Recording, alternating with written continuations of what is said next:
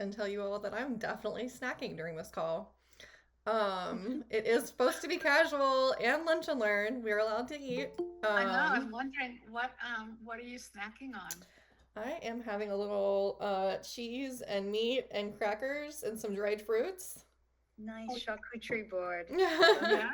Uh, you're healthy. I always get that. What is that called? That pop, that Shabbat pop or something. I forget that popcorn in the store. It's so good. Oh yeah, I love any Not popcorn snack, chickaboo or honestly. something. Ah, chickaboom, I think. Yeah. Diane, no problem. Nobody has to ever be on camera, and I do want to remind everyone that I do record these and put them on YouTube. So if you don't want to be on camera, that's totally fine. No big deal. Feel free to drop your name, what you do in the comments, and just in case you want to connect with anyone else in the call. First and foremost, this is a networking and casual conversation. We're all here to support each other and learn from each other. And so feel free to reach out to each other here or afterwards. And also, don't hesitate to raise your hand during any question and answer time or throw a question in the chat if you don't want to speak on camera. I will try to get to everything. We often run out of time, so something new that I've started doing is trying to get questions answered after the call. We're going to kick off with just kind of letting Jen talk. I'll lead her through just different topics and maybe occasional some questions, or I'll open the floor if there are questions that are coming in. And then at the end, we'll have like a fully open Q&A and just like general conversation. But I already love that we're like connecting and like sharing information. It's my favorite. Okay, so to start off with, Jen, tell us about you and your journey to how you became a golf consultant. I did not. Everybody has their own journey and how they come to this. So I first want to say it's like there's not any one way that's better, best, whatever. It's just sometimes just fall into it like I did. But I started off having my own dressmaking business. And then I started sewing when I was like 12. So I wanted to be an apparel designer, evening wear. I wanted to be Valentino. And so I went to FIT, moved to New York, went to FIT. And I lived there till about 1996. And while I was there, I went off the track of getting evening wear. I got an internship at an activewear company, and because it was paying, and I lived in New York, so I needed money. And because I did turn down an internship at Jeffrey Bean, which maybe some of you are familiar with, but he's a pretty well-known, very tailored kind of designer. But it wasn't paying, and I was very pedantic. I needed to earn some cash, so I started off the activewear company, and I've always played sports, and so it just went on from there. And so I worked in New York until, like I said, 1996, doing like gym wear, activewear, workout, anything to do with that. And then my company got bought by Sara Lee. And Sara Lee owned Hanes Her Way and brands like that. And I, at the time, wanted to leave New York and move back home. I wanted a horse and have a different kind of life. So they were like, hey, we work with contractors. They didn't call them freelancers, they were called contractors. And so I was like, well, this would be good. So my cost of living went down to like half, and my income went down to half too. Because it was very much like, I think it was kind of a balance of you worked a certain amount of hours a month, but it wasn't really per hour. You just had to be available and get the job done. So I won't get into all that, but that's how I fell into like contract freelance, because I wasn't an employee, but I didn't really look for other work either. Because it was all kind of new to me. I was used to having a full-time job, but it ended up that I started working for more and more areas of the company. So gradually my income increased. And I know that there's talk out there like that, like freelancer, permalancer. I have to stick up for us permalancers. I was never treated like a permalancer. I was never told what hours I had to work. I was given deadlines, it was great. And it wasn't like, 2 weeks before, where is it? It was like on that day, we would have the review. So I was very much treated as an independent consultant, but very much a team player within the company. And I benefited from that because aside from working full time in New York for whatever, like 10 or 12 years, and I started traveling and, you go to Europe to do your shopping, and I lived in New York, so I didn't have to go there, but went out to California and Chicago, and I would travel for sales calls. So I did a lot of travel like that. And then when I was working at companies that hired me kind of full-time contract, I was treated the same, and I got to go shopping and for 2 weeks at a time in Europe, and I would go to Asia for them. I would visit factories there. So there's benefits of being in a long-term contract with people, because they treat you as a team player, but they don't have to worry about your career track. They don't have to worry about, really giving you a raise. You just kind of negotiate that up front. There's downsides to it too, which we're all aware of, but I was never really treated like a permalancer where, it was like I was bossed around and you had to be in house or anything. It wasn't like that. And this was before all the internet and all that. So I worked for Sara Lee, and then a bunch of Sara Lee people left and went to Russell Athletic. And so I was asked, we like working with you. Can you, work for Russell? And I like that because it's in Atlanta. I didn't have to go to North Carolina anymore. And during that time is when I had a connection to Callaway Golf. And Callaway, this was like back in 98 or something. And it's when Tiger won the Masters, is the year that I started golf. And that feels like a time when golf really became like of the moment too. Tiger is like, Tiger is totally, nobody's ever going to move the needle like I love him, but nobody's ever going to move the needle like he did for golf. So I was lucky enough to see him play and do all that, but that was my first foray into golf. And I was lucky because one of the guys that was at Callaway, they were also with Ashworth. So if you're in the golf world, Ashworth is a very kind of high level name in golf. And so, Callaway clubs and hardware and all that. So that's how I got into golf. And I had the two contracts at the same time. So I was making pretty good money at that time. Things flesh out, people move around, people retire. And Callaway Ashworth got bought by Adidas. They don't use freelancers. So that was like there. But I was able to, another one of my contacts at Russell, they went to another company, Augusta Sportswear. So I started working at Augusta Sportswear doing team wear and casual wear and all that. Everything was related to athletics. And then somebody left there and I started doing scrubs, medical scrubs for like 5 or 6 years for jockey. So my background, and during that time, I would get little things here and there, a manufacturer like, hey, can you do this for us or put that group together for us? Very like one-off things. But most of my work was like long-term contract. And about 4 years ago, the scrubs thing, they decided that they didn't want to be in fashion scrubs, and I had nothing. And luckily, I picked up a pickleball line through one of the freelance sites, and they wanted somebody that could develop their whole brand for them. They were not in apparel, anything at all. And so they needed somebody that could really help them along, knew the process, get things going. And so I worked with them for 4 years. Doing that. And then that hasn't gone away, but it's kind of cooled off a little bit. I'm still with them, but it's starting up a line and working with founders is really different than working with big brands because it's their money or it's investors' money. And it's a lot of money to start up a brand and really make a difference unless you're lucky and you have some little just luck and something takes off for you. But there still has to be a good foundation to scale up on it. So anyway, I was all of a sudden I was lost. I was adrift. I was like, my big fish was gone. What do I do? But, that's how I was called a consultant because that's kind of how that was like my title or contractor. But I didn't really start considering myself a consultant until like a year ago. Nothing has changed of what I do. It's all just mentally how I look at myself now. And so I think that one of the questions was like, how did you bring your knowledge of being a designer or whatever into being a consultant? I'm still a golf design consultant. So I work a lot in just consulting, but then I also actually carry it through in design. What I found was happening is a lot of people were just calling me to pick my brain. And I have a tendency to just, whatever, okay, I'll tell you, I'll help you out. That's money.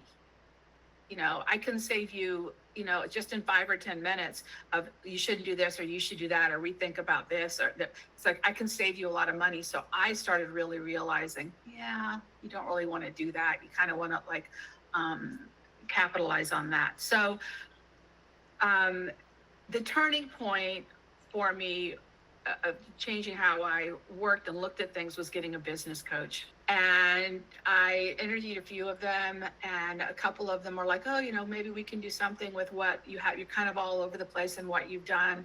But the business coach I went with, which her name is Rosie Harriet, she's the thoughtful rebel. She was much more what I needed, that worked with you more psychologically, but also like very, what's the word, structured, like how she would go through the process. And her main thing was like LinkedIn. LinkedIn is where your customers are. That's where that's where you want to be. That's your portfolio.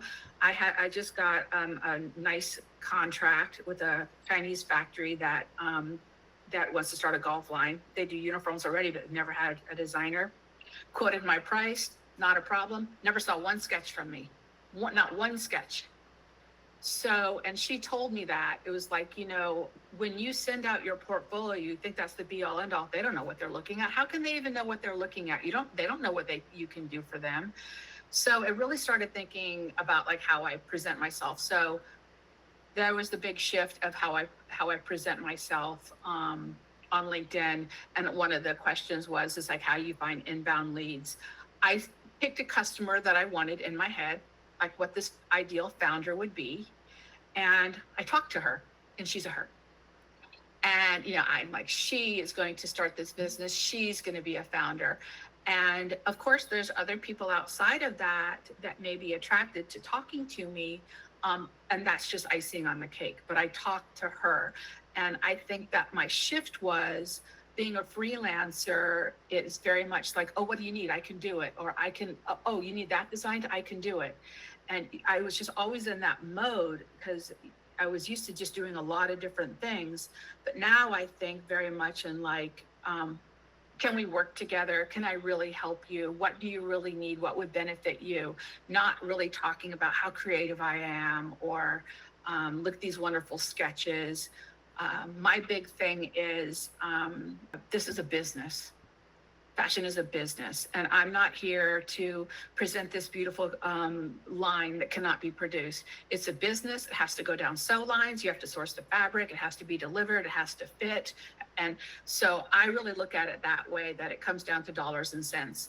And so that's my differentiation, because I love business and I love the entrepreneurial part of it, but I also love the creative part of it, of putting the puzzle pieces together, to make it all work. So that's how I've gotten my clients now. And I think that what I'm leading up to, what did Ellen DeGeneres used to say? And my point is, and I do have one, is that I have been doing this a long time.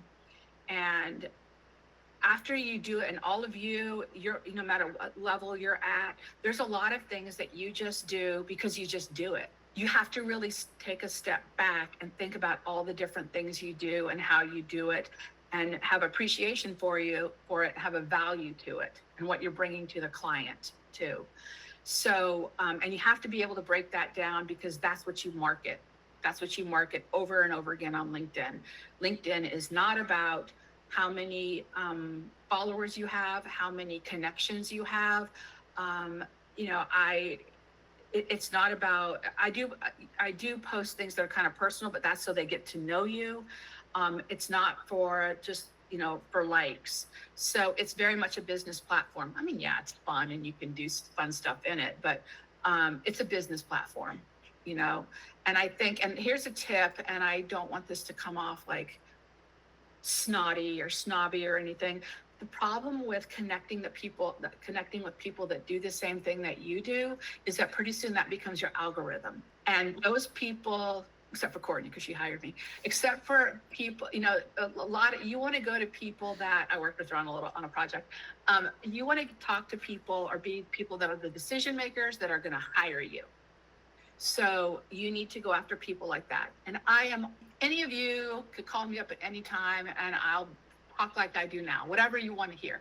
But like on LinkedIn, that's not for you to like get a bunch of people in your little hive. That's how I look at it. And that's what I learned from my coach, because you are there to find jobs and to make connections that you can benefit and help each other. Now, there are times that you can help your fellow freelancers, and that's great, but you shouldn't have your whole circle be freelancers and be posting to them. Really look at what you're posting.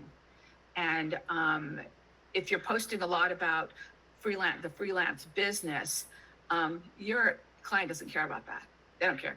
So that's what you have to think about. I would definitely agree with you. And I think that I've had this conversation with a few people as well. And the only difference I would say, or like anecdote that I would share to that, is that I've actually expanded my network by speaking to other freelancers. And I guess part of it though is that, like, because I host lunch learns, freelancers are also part of my customer. Even though this is free and I don't make any money off of it, like, I do have to still talk to that person. Yes. However, that has led to me to have really, really amazing relationships, and actually had people who then refer to me. So there is an upside to connecting with other freelancers. However, yes, if you are on LinkedIn to get that customer, Jen is 100% right. Like, you need to be speaking to that customer. It has nothing to do with me I wish they would allow you to have whoever you connected with, you just connected with them. So you could, obviously you can DM me, but it's like, it's their algorithm. It's like, as soon as you start, if you comment on one thing, like some factory's thing, all of a sudden you have all these factories DMing you, or you have them commenting on like just auto commenting on your thing. It's like, they're not going to hire me. They want me to use them. So, you just want to make the most of your time on LinkedIn. And so I am not against the relationship. I wish they would let you separate it out.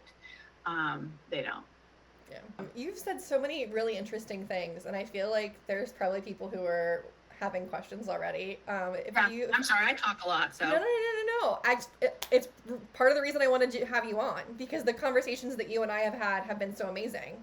And Jen did mention, is it okay if I call you Jen here?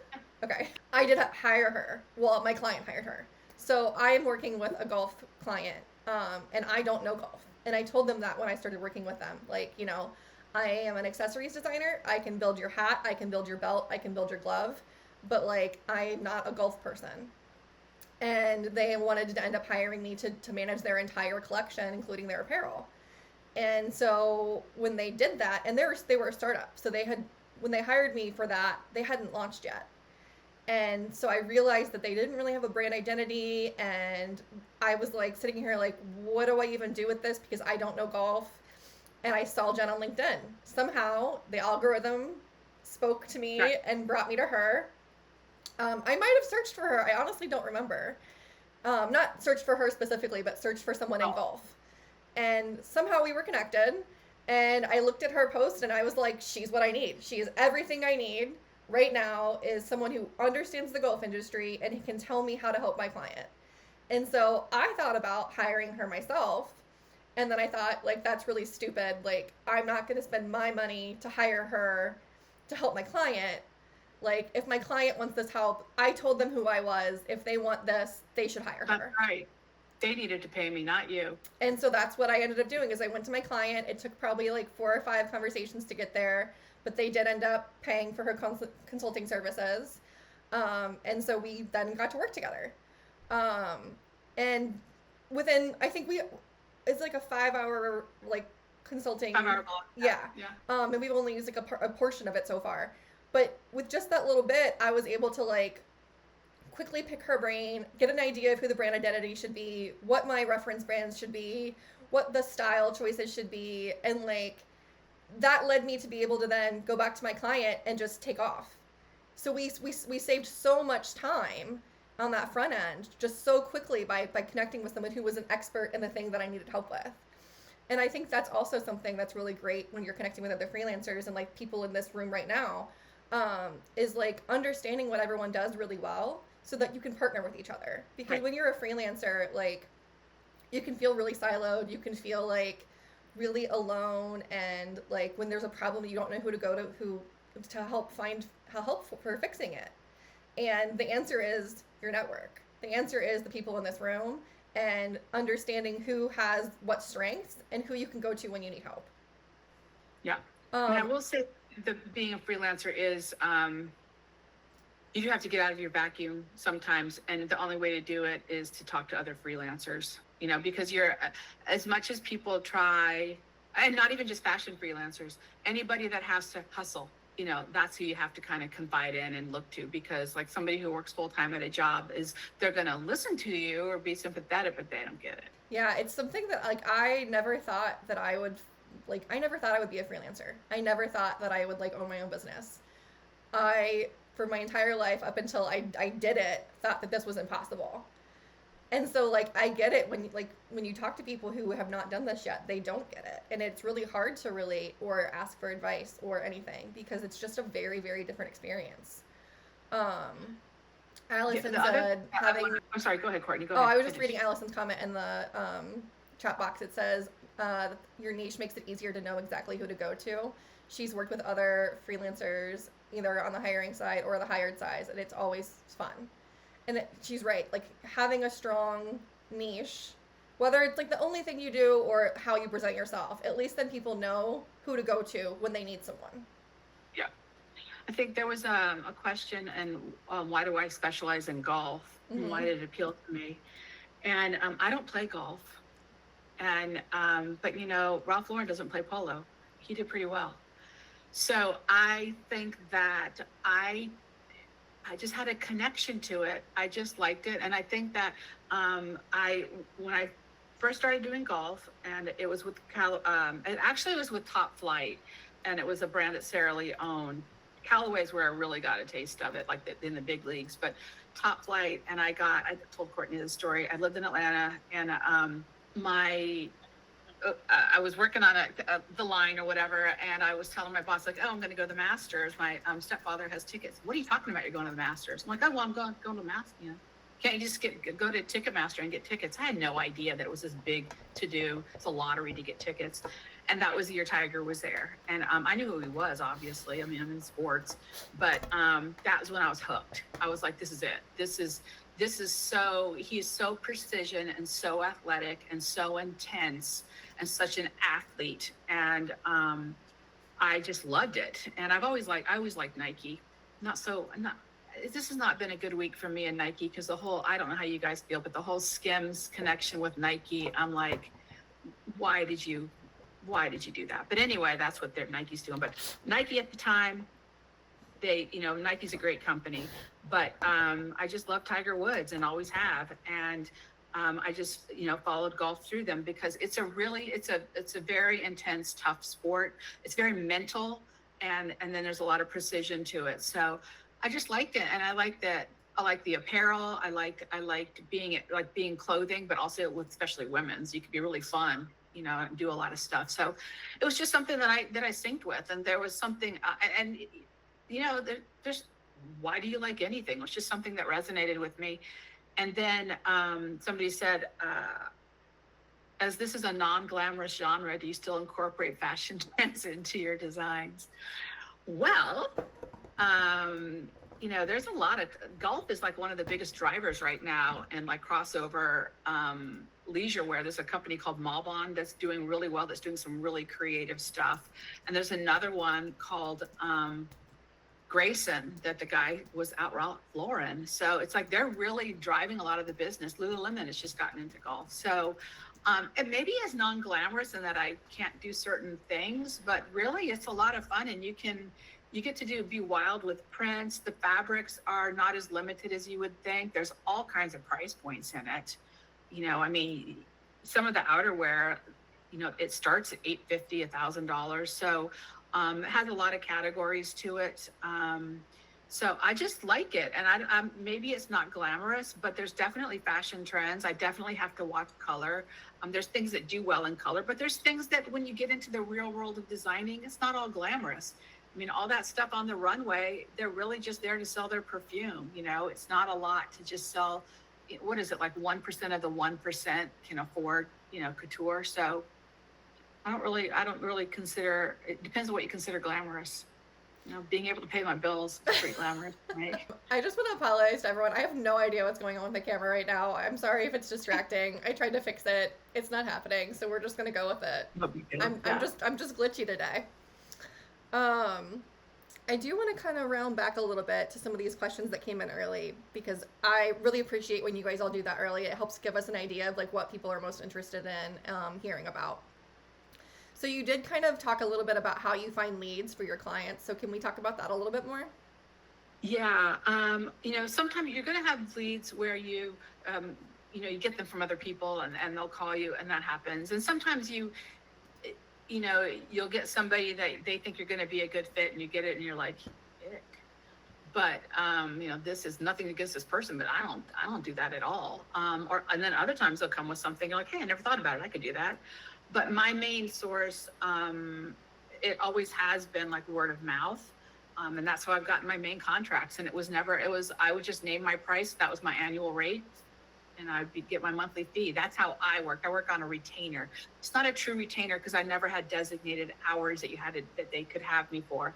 It was always like my job there was big enough that I really couldn't take on anything else. And then also you have to think about, non-competes, which I'll talk about that in a second. But now, like for the last year, I've really just been on LinkedIn, and that's where I've been getting my work. And it's like what I'm talking about is, talking about what your customer needs and what they get from you. Not like I'm the best at this or I'm the best at that. It's like, this is how much money I save you. This is how much time I save you. This is what you'll get from me. It's like, what is valuable to that person?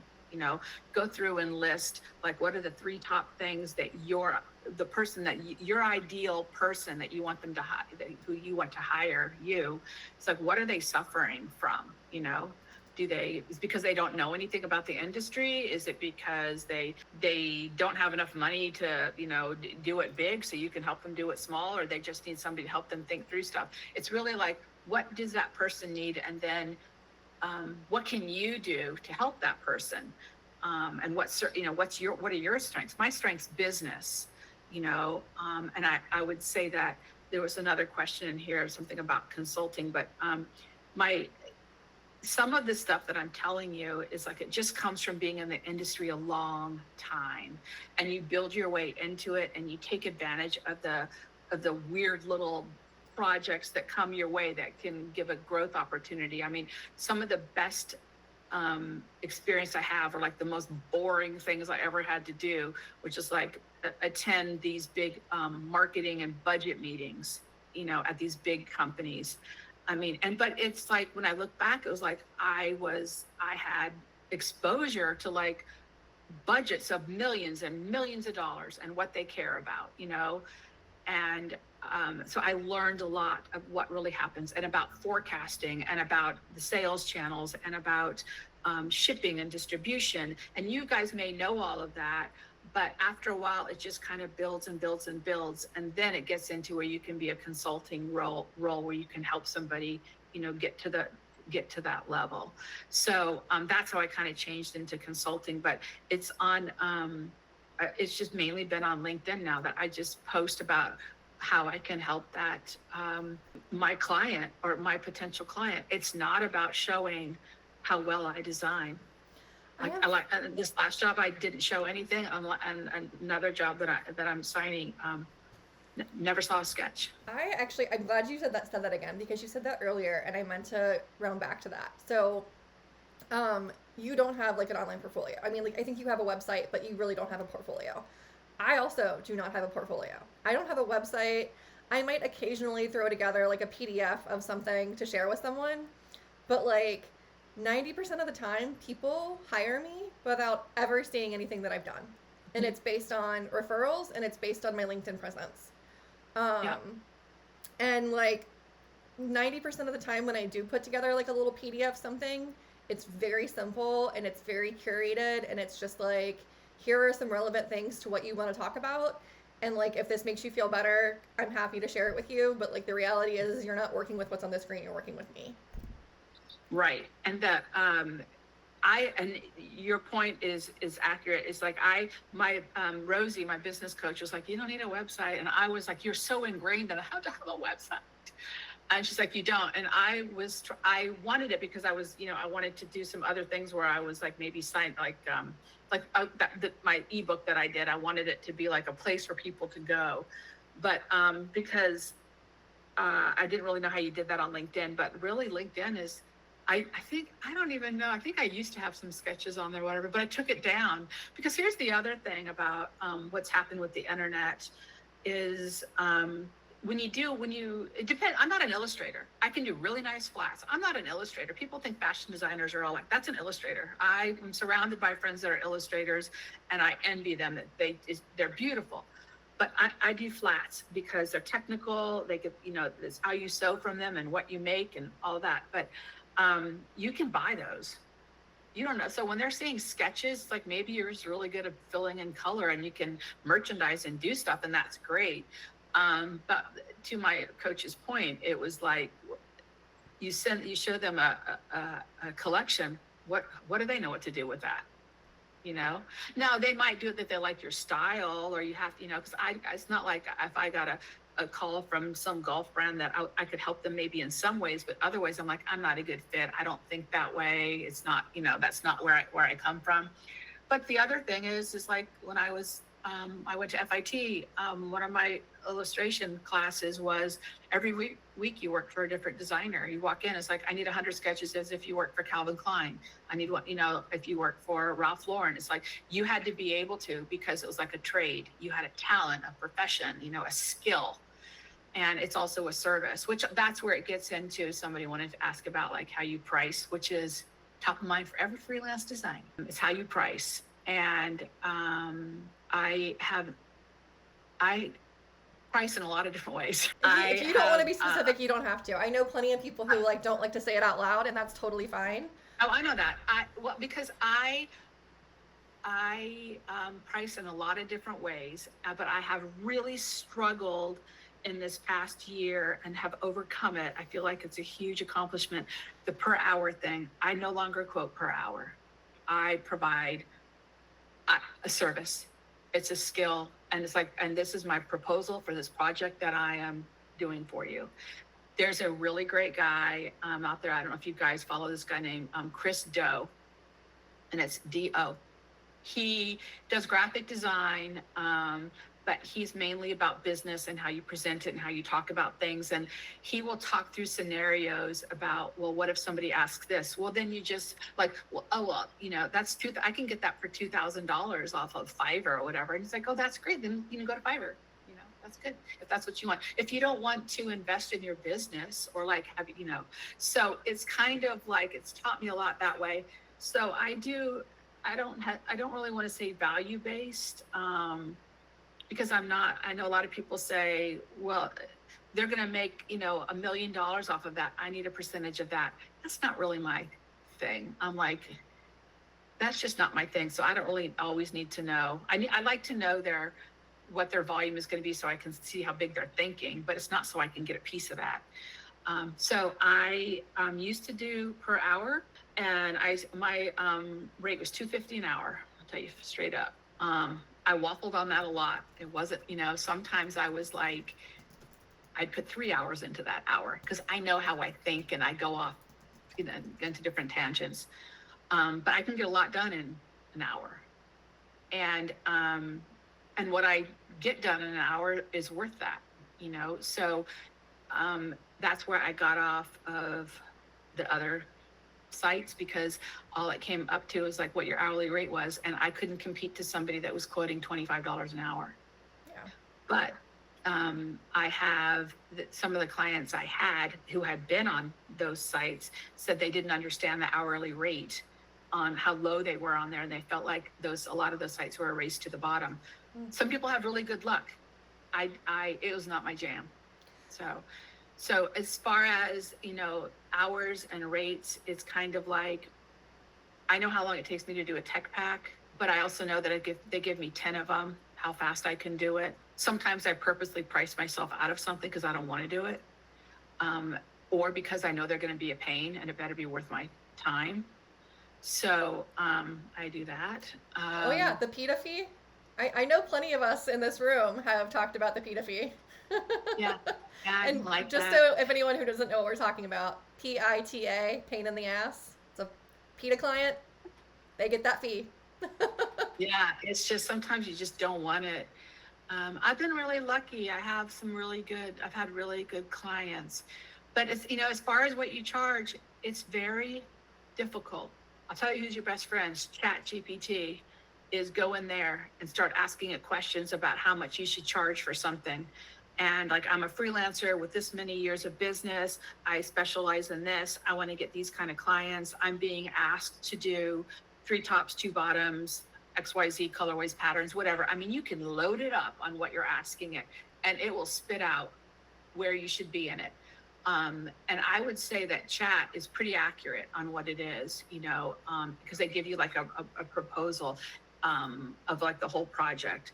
So, and it will also help you write your contract on it, like write the guidelines and like what you don't step over. And so chat has become my best friend. I also use Claude, which I like that too. It's a different one. It's a little bit more touchy feely and softer. Chat's very American.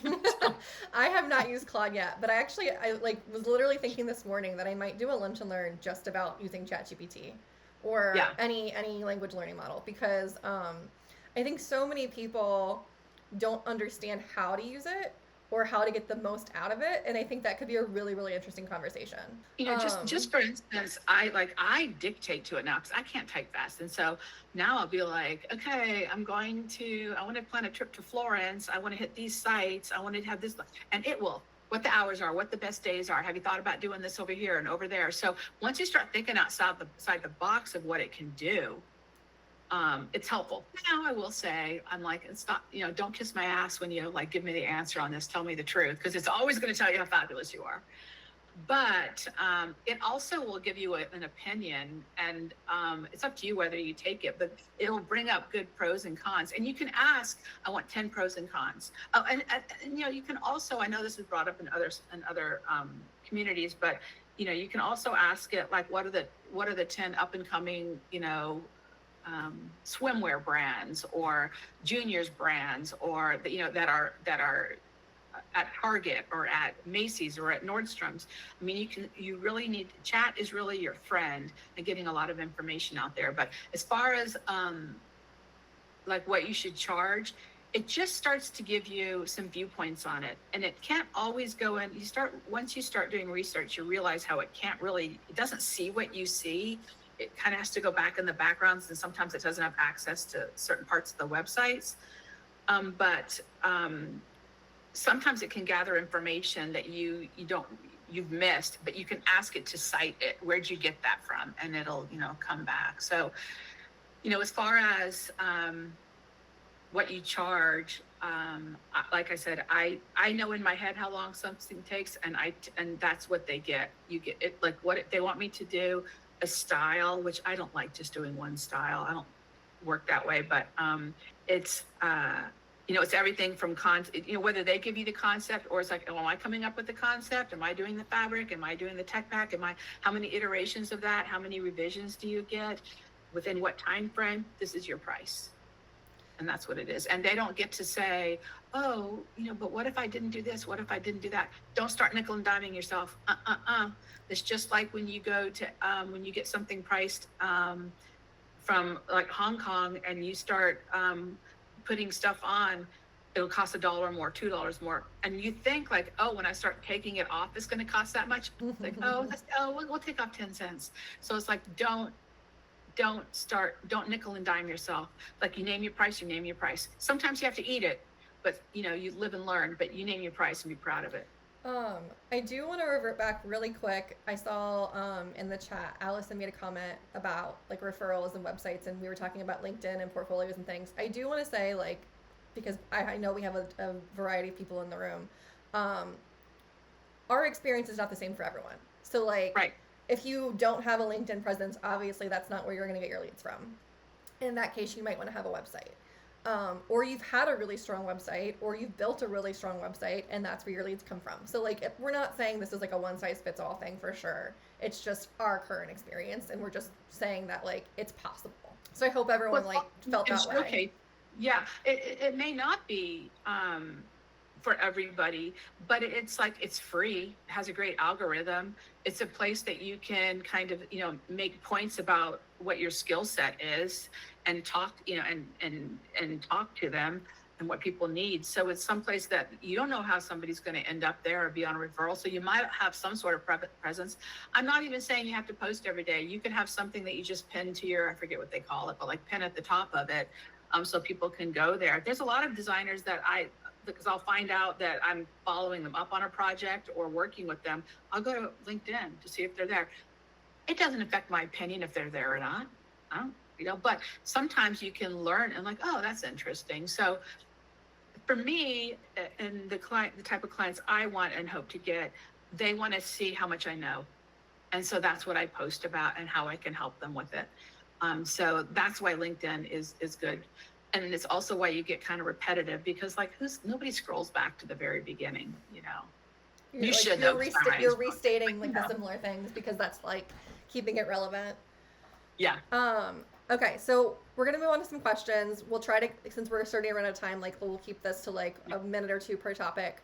Kind of more like I will. Light speed. What is it? What's lightning round? Marina put in the chat how to find your first client without a portfolio example or what you can do. Do you mind if I answer this one? So my advice for that situation is to create a self-led project. So do something that you're interested in or passionate about, and do a process. So start at the beginning. Think about like if this was a client, what's the problem? What's how you're going to solve it, and go through the steps that you would take if it was a client, and then you'll have a project to show, and that's that's what you use in your portfolio or your LinkedIn post or your Instagram post or whatever. Anyone in the room that has anything to add to that, feel free to jump in, including you, Jen. No, I do. Because let's face it, a lot of the portfolios, when you come out of school, your portfolio is not exactly what the industry needs.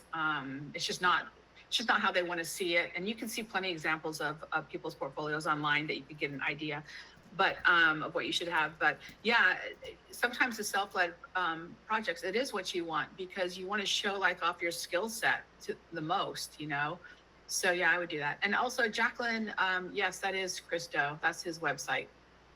His LinkedIn. Yeah. Thank you. Okay, thank you. Is it Jen or Jennifer? Doesn't matter. Okay, it's so nice to meet you. Ew. Going back to what you were saying about the business coach, what kind of made you decide to hire a business coach? Because I kind of feel like it may be sort of similar to like therapy, maybe in like that if like things get really bad, then you go to a therapist, or if like you're like I cannot figure this out and it's been 5 years or whatever, then I'll hire a business coach. Like what was the point when you decided to hire her? Well, I think it depends on the business coach that you get. And she was very much she was really niche, and she was like midlife female freelancers and designers. And so it was like, well, that's me. It wasn't, come on, Jacqueline, it wasn't like life was so bad that I needed therapy. It wasn't that bad. But I hear you. It was more that, like I was saying, it's like, you don't know what you know. And it's like, you do this long enough, you just kind of like, well, that's just what I do. Well, every step of what you do is worth money. And sometimes you don't want to do every step. But I was having, by the time you go through all the exercises that she has you go through, what you end up with, where she's like, yep, that's exactly right. That's where you need to be. You're like, oh my God, it took me 3 weeks to come up with that. That's like the most simple sentence. It is so hard to narrow down exactly what you do, because you're always thinking like, oh, but maybe I could do this. And it kind of also includes that. So the reason I needed it was because I was panicked that I didn't know what to do. I didn't want to just keep doing freelance and just, grabbing whatever was out there. I'm a mature person that's been doing this a long time, and I wanted to like be more happy in what I was doing. I have always been somebody who takes a lot of risks, and I have a farm now. And the day before I signed for this farm, I lost half a contract, and I was still like, you know, I'm on my own. I don't have a husband. I don't have some secret trust fund because, you know, whenever something goes well, my best friend is like, well, you know, there's a secret there. They either have family money or they're married to a millionaire. I have none of that. It's just me. So I have to think about all those things. And so I've always just been like, just keep going forward. It'll be okay. Just keep going forward. No, I mean, I'm not stupid, but I make calculated risks. But yes, it's kind of like therapy and how she puts you through it, but she also did this thing. It was called positive intelligence, and it's how to slow as a creative, it's how to slow your brain down, how you think more in the moment, how you relax, how you don't let all these saboteurs, she calls them, like sabotage what you're thinking, like imposter syndrome, or I'm never going to get this done, or what if I can't, you know, do this or that, what if.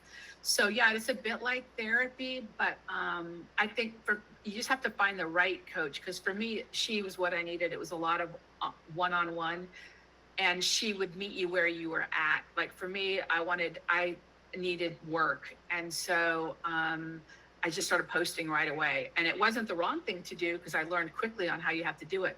But there's a science and a way, you know, you post too. So I think it was more for me. It was an investment in myself. And there's other coaches out there that do different things, and I'm not going to name them because I haven't worked with them. I don't know how they are, but if you ask around, that, you know, they're out there. She was what I needed. It was a lot of one-on-one. I got to meet with her once a week, every week for 4 months. And I needed that. I needed the one-on-one so you could talk through stuff. And she was very good at being topical and objective. So it's just whatever the right one you need, but it's more just because you're a freelancer. I mean, it's like a vacuum. You need somebody. I think that that's like a really interesting point too, because you know, a lot of times, for whatever reason, we're discouraged from investing in ourselves. But we're encouraged to go to school. So what's the difference between paying for classes at a college or a local community or something, or hiring a coach that focuses specifically on you and what you need? And so like that's something that I've started to learn through my experience is, you know, like this isn't like you're not wasting your money, you're not investing in something that you're not sure is going to work for you, like especially if you take the time like Jen did and found somebody that really was right for what she needed, you get the return on investment. So it's worth it. You know, if you're thinking about changing your career anyway, you're thinking about having to go back to college anyway, why is that not a consideration? And that's just like, I think it's a different way of thinking about it. That's a really good point. Yeah. Yeah, such a good point. I don't think business coaches are seen at all on the same level as like, I want to go back to school. Like, I love school too, but I don't want to sit and do homework. Like, there's a lot of work that you had to do, but it was stuff that was like, I wanted to do it because I wanted to be a good consultant, and I wanted to niche back, you know, into golf, because I had done activewear and all these different sports. And I was always open because I was like, okay, well, I don't want to leave money on the table. But then I felt like, but I wanted to be seen more valuable for what I knew and to niche down into it and to be able to focus myself. I'm not having to worry about what's going on in yoga. It might bleed over because I'm in the industry and I'll watch it, but it's like, I'm interested in golf and that's what I'll watch and that's what I write about. And so it's an investment in that. And so it's homework and it's hard, but it's like homework that you want to do. It kind of feels good to like it's like you're improving yourself and pushing yourself forward and setting, you know, all I kept thinking is like, I wish I could have done this 20 years ago. I feel the same way about what I'm doing now. I mean, I know that I wasn't ready to do what I'm doing now back then. And I feel like this came to me at the right time.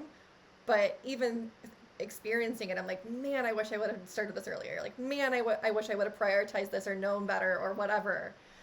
Which is also part of the reason why I do this, because like I want us all to be able to like have that moment. So, you know, if me having this conversation and putting it on YouTube helps one person, then I've done what I wanted to do here. Because I mean, it's hard. It's this is a hustle. It is. If anyone has questions, feel free to do like the hand raise thing, throw it in the chat. We're gonna keep rolling. Jen, are you good to go like 15 minutes over? Yeah, I'm fine. Okay, so anyone who wants to stay, we'll keep answering questions for like the next 15 minutes. While we're waiting for anyone to raise their hand, oh, we got one. I don't know how to say your name. Please go ahead and unmute and say it out loud for me. So my name is Sachin. Sachin, thank you. Yeah. So means how come I could not connect it with Jennifer because I myself is a golf apparel specialist in 3D. So I just wanted to understand like what brands you're working in golf category. What brand you're working with? Yeah. I can't really say that. You can't really say that. I can tell you, you know, the big ones that I've worked with, and I actually just finished up a project for Ashworth because I still work with those people. But the ones I'm starting, it's like I'm under a non-disclosure and I can't disclose it. So they haven't. No, that's and I totally understand. So thank you so much. Means I'll connect with you on LinkedIn and then we can have further discussion on that. Okay. Sounds good. Yeah. Thanks. I'm making some animations on golf, some effects work, and you know that's kind of work I'm doing for golf, particularly golf and tennis. So I think it would be ready in another 2 weeks. So I would share with you. I think that would be so interesting for you to show your clients as well. Okay, I'll take a look at it. Yeah, that's the 3D motion design. Okay. Does anybody else want to raise their hand or drop in the chat while we're waiting? Oh, Rebecca, go ahead. Hi. Sorry, I was hiding from the beginning. I had my toddler in the background. My husband's just took her off, so I thought I'll say hello to everyone. Really interesting so far, and thanks everyone for your time. Courtney for organising and Jennifer for speaking. I've really loved. I'm at the moment absorbing lots of information. I've been on LinkedIn for 10 years, but never used it up until about 6 months ago. So I'm literally absorbing so much information about how I should be doing things. And I thought it was really interesting about the algorithm and who you should be connecting with and not. And how do you really figure that out? Because when you're first starting out, my network is tiny at the moment. And I have 2 major clients, but they don't use LinkedIn. They don't use social media.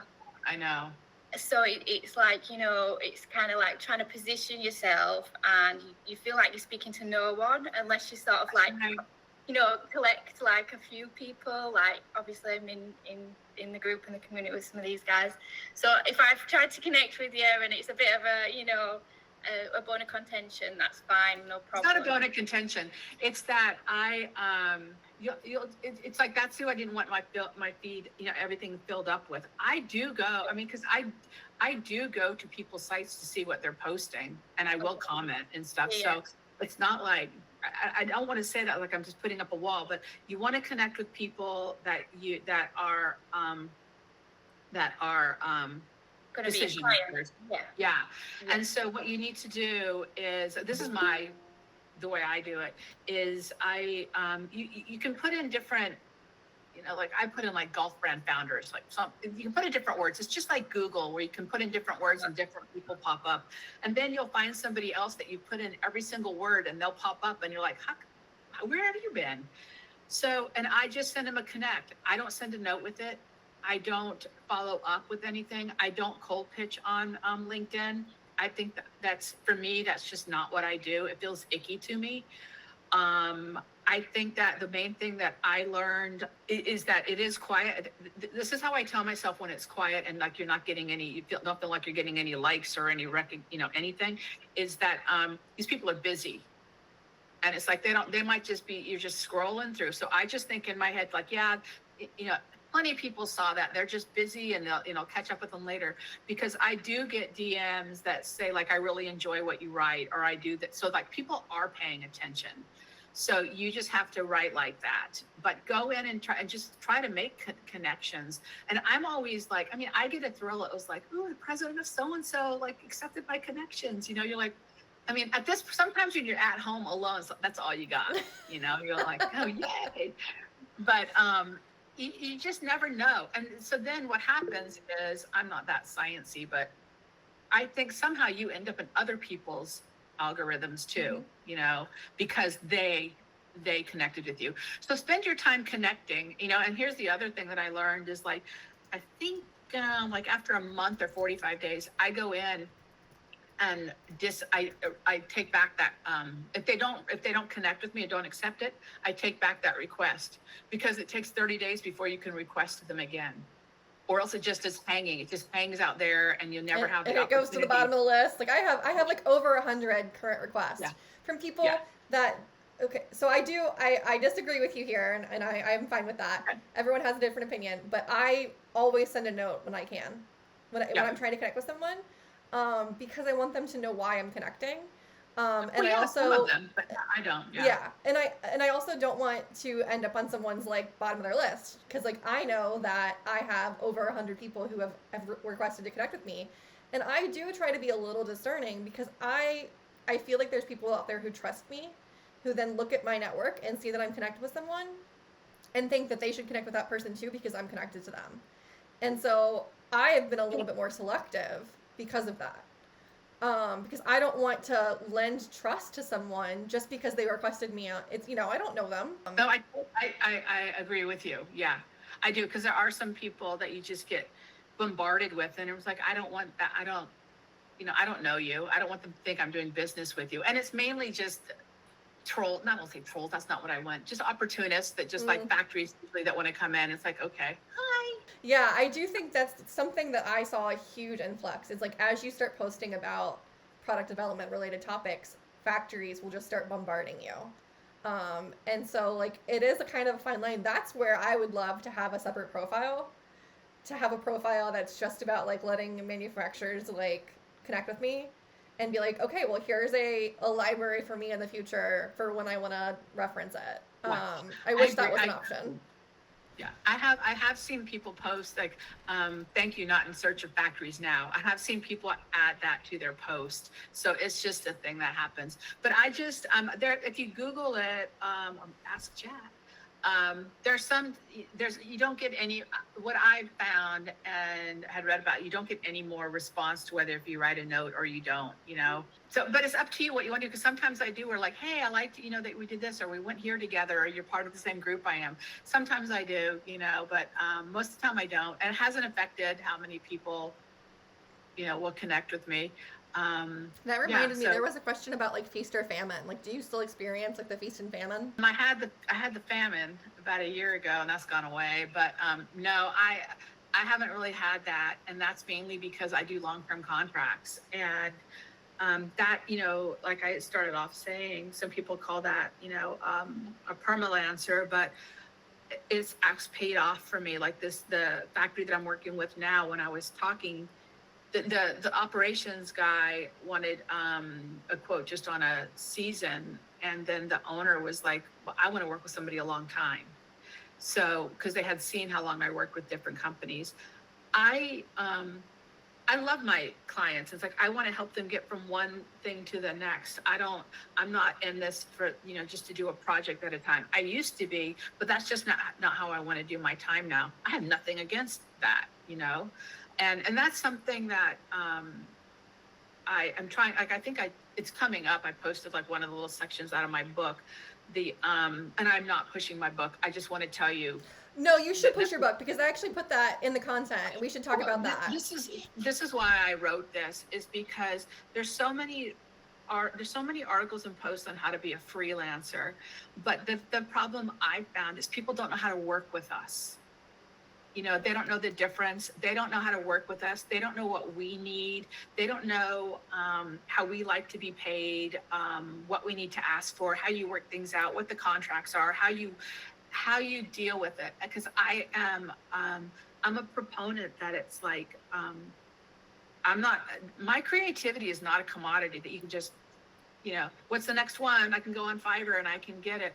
It's like, that's not what I seek to bring to a company. So it's not a commodity. And it's like, why do people think like, well, I guess I'll get a designer, or get yourself a designer, then you make the brand. They act like getting a designer is just like a check in a box.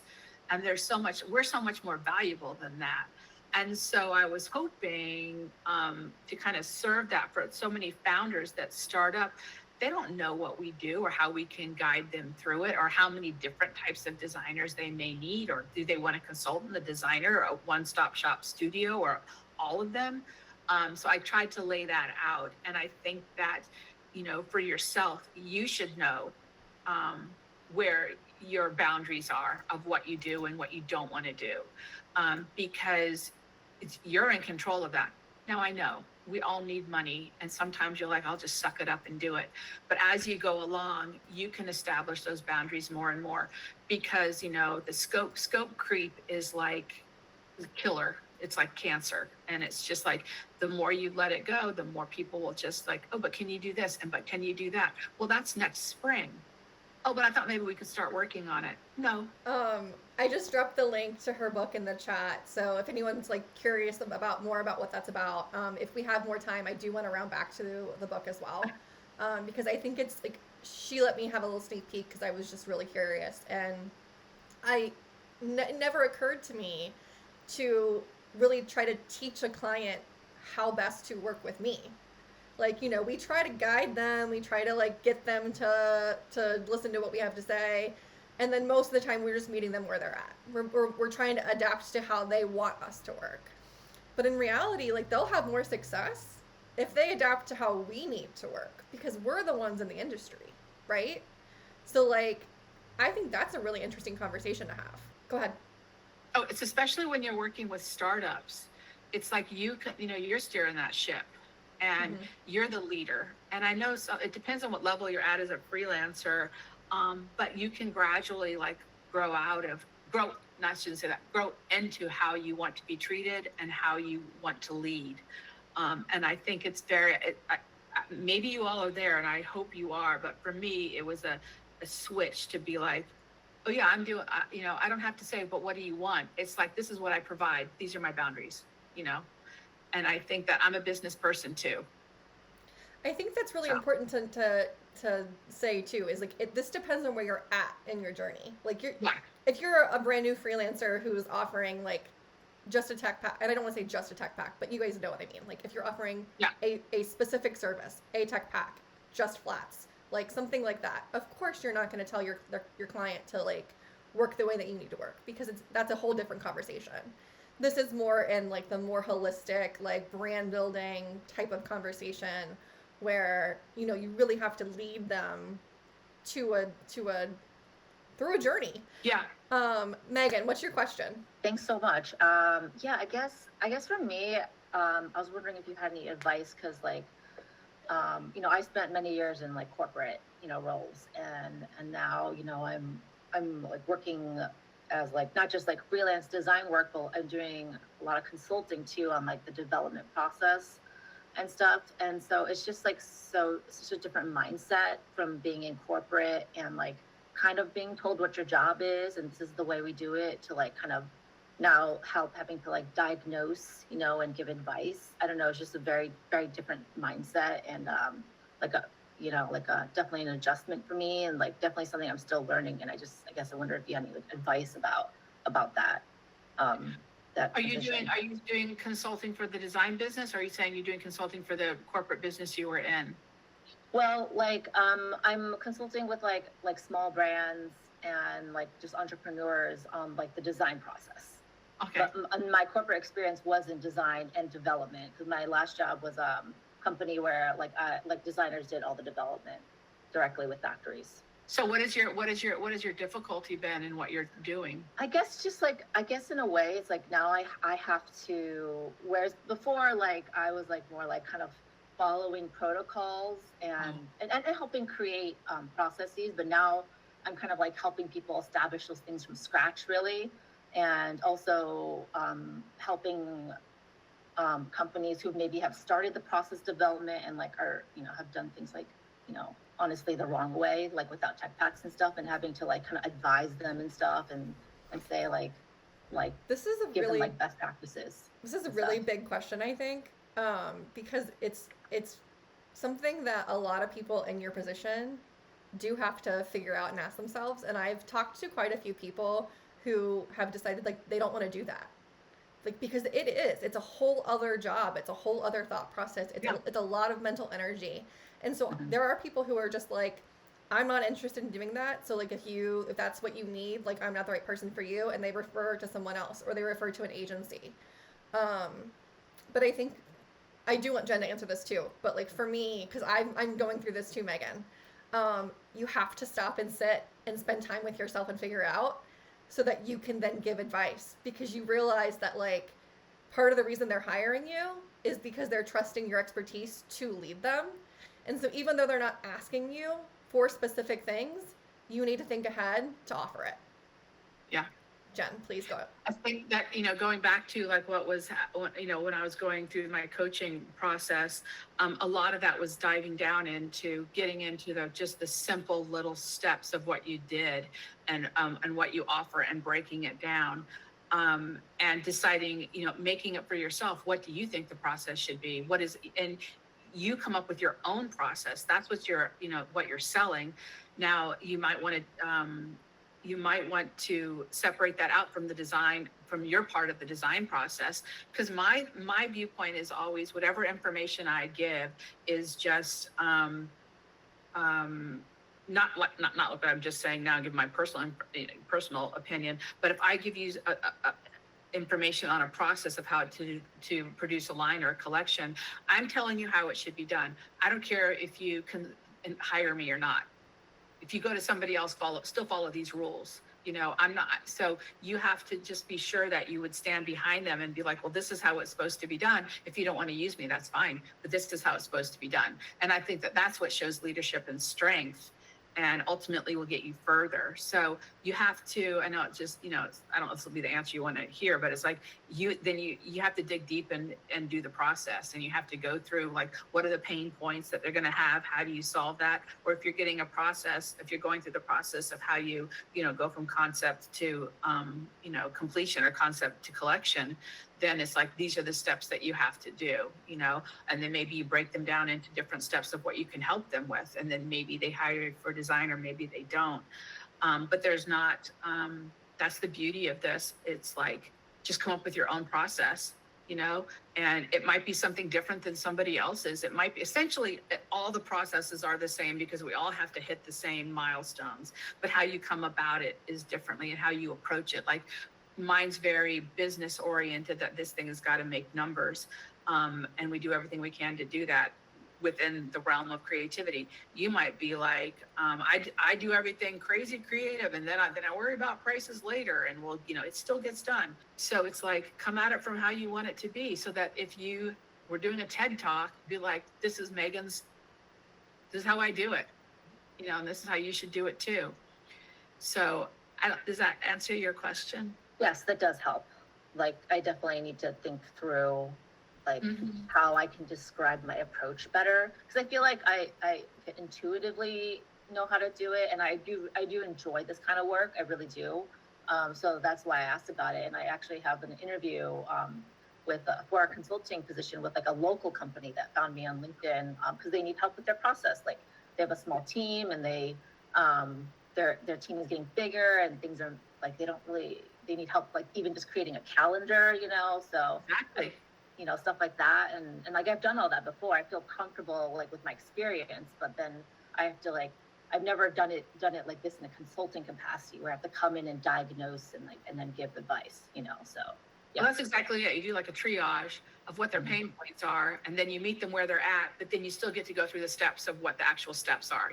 Just because they're having a problem with, Y, doesn't mean that they don't have to do, A through B, C, to get there. They still have to do the steps.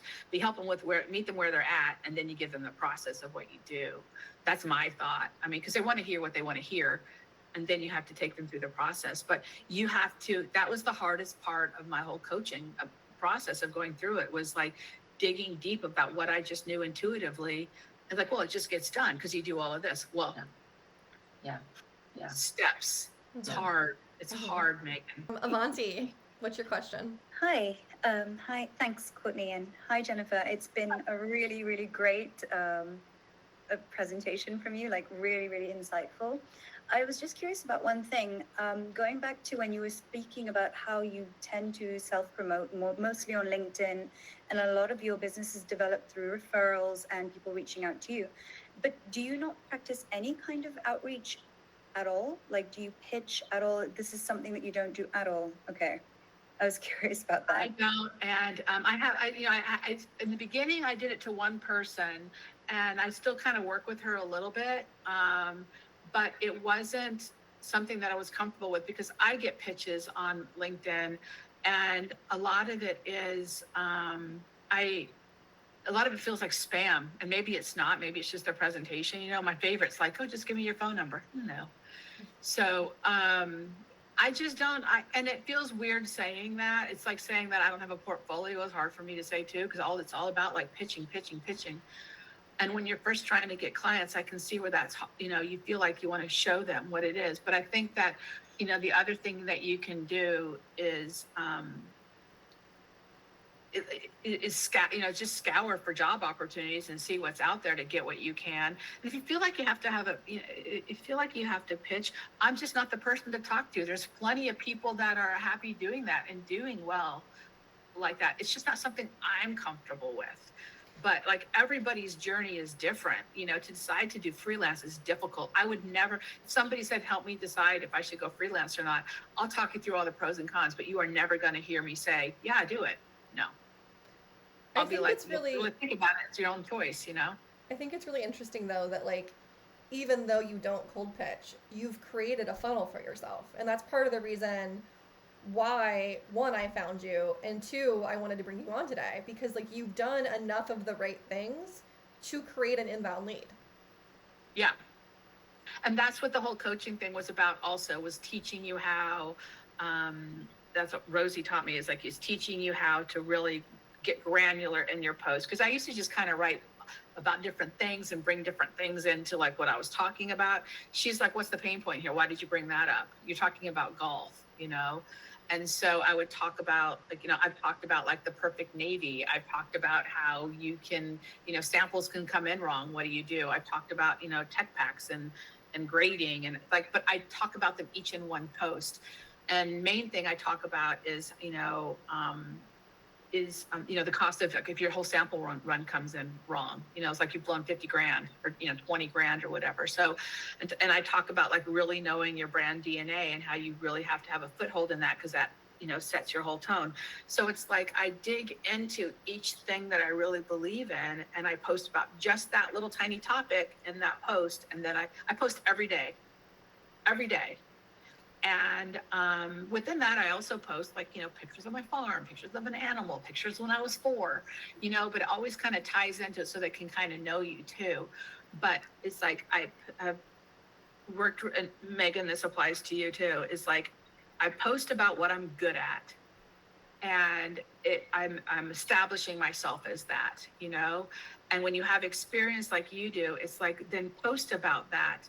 And not so much like, oh, when I was at this, company, I did this. It's like, no, this is why this, you have to have you have to follow a TNA calendar. This is why you have to have a design calendar. This is why you have to know that there's Chinese holidays that last 2 weeks, and so you can't get behind. And so, Avanti, it's like, when you're first starting out, it's difficult because you feel like you have to pitch. And, I am just not that person to tell you how to do that. I'm way older than you. And so for me, it's like I had too many other things I wanted to do. So for you, that's difficult for me to talk to that, because maybe you should be pitching. I'm not saying it's a bad thing. For me, it didn't feel right. But I haven't. I've just started. Because I have my post and I position myself as the expert in this industry, in my position. Are there other experts? Yeah. But it's not like there's just one, but it's like I really focus on what I want to do. And, there's people that are out there, they focus on that. And then, 2 years later, they decide, oh, you know what, I really want to do surface design. That's what I'm going to do. And then they start posting towards that. So I think that's, LinkedIn is what it's there for, is just to give you kind of like a format for you to kind of, that's your portfolio. That's what you talk about. Does that help you? That was a fantastic answer. Yeah. Thank you very much. All right, we are quite a bit over, but Sorry, I talk a lot. no, I'm okay. I'm okay. I like to let the conversation run, especially if it's flowing, because like that's what we're here for. I just want to be respectful of your time. So No, I'm fine. Today's my day off. I take Thursdays off. thanks. I Okay, work well, on- I'll let maybe one or two more questions come in then. Jacqueline? Yeah, I'm curious if it's not something you want to share, that's totally fine. But I'm curious if you ever do like the way that you do proposals when you want to work with someone. Is that like, do you customize it, or is everything for you like this is the price for this service, or if you can speak to It's that? very much, that's the pain in the butt about proposals is it's very bespoke. It's like I try to word it to how the customer's been talking to me. There's usually a lot of conversation going back and forth. So I try to like word things how they word it, how they speak about things. Because I really want to, I get down to exactly what they want. I don't just send a proposal and it's like, hey, this is how much it costs, get back to me. I say like, this is what I'm understanding the project to be. Is this right? I try to get a lot of little yeses along the way and a lot of clarity, because I don't like to put a dollar amount out there and then, oh, okay, I'll go back and edit that down. I like it to be like, this is what it is. Okay, now I'll give you a price. And some of them get very frustrated with that. How much does it cost? How much does it cost? How much does it cost? And how much is it going to cost me? And that's when it's kind of like, okay, I'm not just, delivering lunch, I'm like setting up your whole brand. So, and that's just between us. And YouTube. I mean, I can cut this part out, but Yes. I think that it's very bespoke to what they want, because they may sometimes, I've worked with stuff where it's like I don't do the design, but they want me to handle the tech pack or the fittings or come up with the concept or work with their designer to do the line. So I have to really look about like what they're asking of me. And then, you think in your head, how many hours is it going to take? And then how much value is it? How much would they pay a full-time designer to do this? There's all this math that goes on in your head. And so that's hard. But no, I don't have like a template where they're checking out. It's not like sushi. You had 3 dragon rolls and a, crunchy roll. It's not like that. It's very bespoke to what they have, and I word it so that it's in their language. I have my points that I have my outline of how I like it to be and what I'm trying to hit, because you want a beginning, middle, and an end, before it goes on to the next thing. But I really try hard, because people talk in different ways and want to hear things in different ways. Some people are really conversational. Other people are like, they just want the very dry, like, what are you gonna, do? And a lot of times they don't really, and here's the other thing. This was hard for me. You can tell that you've been here with me an hour and a half. I have a really hard time just like narrowing it down to like what actually, not like explaining the whole process to them. They don't need to know the whole process. They need to know that they're going to have, at the end of this, they're going to have 8 styles, going to give them 3 variations. There's 2 revision rounds. You're going to get the color palette, the tech pack with grading, whether, on this date. And if there's anything beyond that, if you're involved with the fitting or anything, that's up to you to do it. But it's like, that's what they want to know. Underneath it, you could put that like, discussion with team as far as branding and merchandising, whatever. And you might include merchandising and what that is. You'll get 2 different merchandising plans and color layout of how many color per style. You lay it out. They don't need to know, oh, well, first we decide on the color palette, and then I will present to you, and then you will choose this, and we'll go through that. That's all in the calendar. That's after you get chosen. That's what granular. Yeah. Okay. That's really helpful and comforting. Thank you. Okay. Good. I Okay. would say too, like just from my point of view, I know Jacqueline, so like I know kind of a little bit more about like where she's done in the past and like what I've done in the past and like how we've shared. But we've had a lot of conversations about like creating proposals that are very specific to a project or a client, and how we can make it really an introduction into what it looks like to work with us.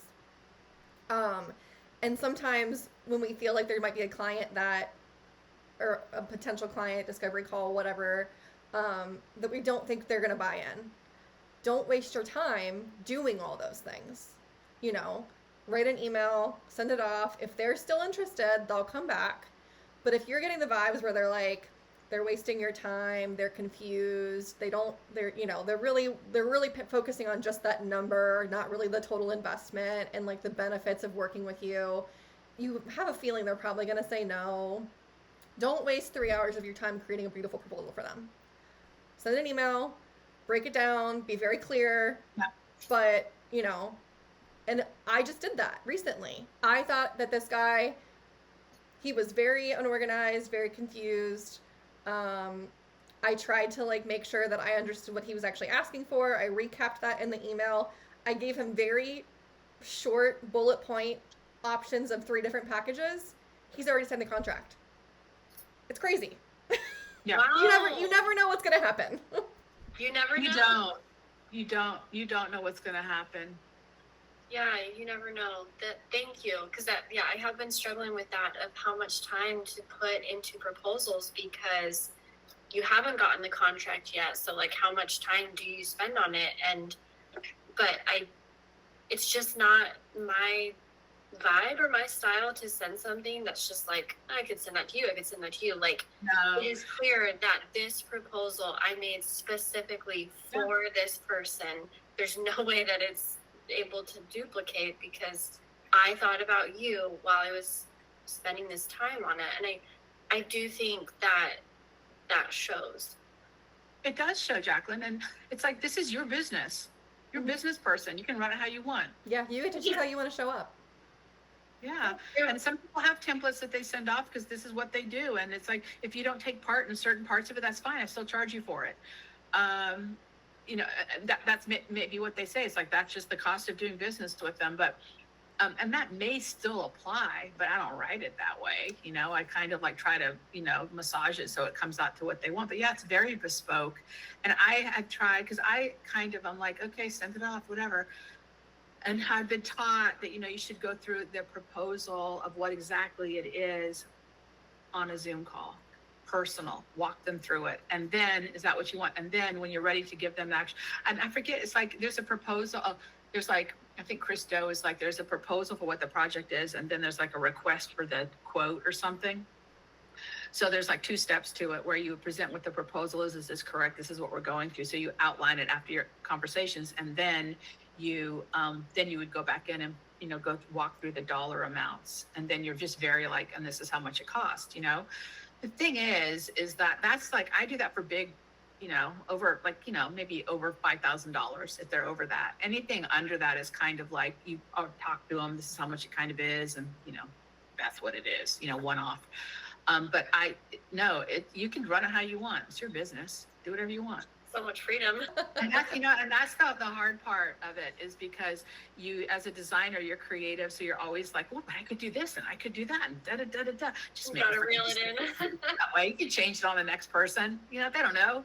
Yeah. Yeah. So you just, until you get in the habit of it, because I think that sometimes that proposal is also you.